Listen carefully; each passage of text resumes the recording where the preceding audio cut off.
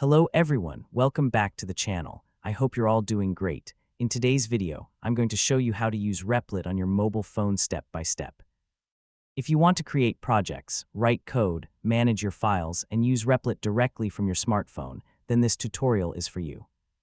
I'll guide you through the complete process from start to finish, so make sure to watch this video until the end. Now, let's get started. First, I'll open the Replit app on my mobile phone. If you haven't already, download the app and sign in with your Replit account. Once you're logged in, you'll arrive at the home screen where you can access all of your existing projects or create a new one. Now, I'll open one of my projects. As you can see, the project loads directly inside the mobile app. From here, I can browse my files, open the code editor, and continue working on my project just like I would on a computer. Next, I'll make a small change to my project by editing the code. You can add new code, update existing lines, or fix errors directly from your phone.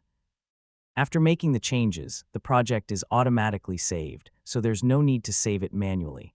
If your project supports running on mobile, simply tap the Run button to execute your code.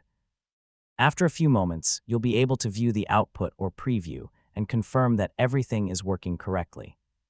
The Replit mobile app also lets you create new projects, organize your files, use AI features if they're available on your account, and continue coding from anywhere. This makes it a great option for learning, practicing, or making quick updates when you don't have access to your computer. As you can see, using Replit on mobile is simple, convenient, and very similar to the desktop experience.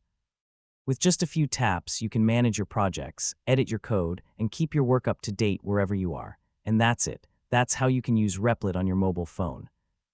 I hope this tutorial was helpful. If you enjoyed this video, please give it a thumbs up, subscribe to the channel, and turn on the notification bell for more Replit tutorials. Thanks for watching, and I'll see you in the next video.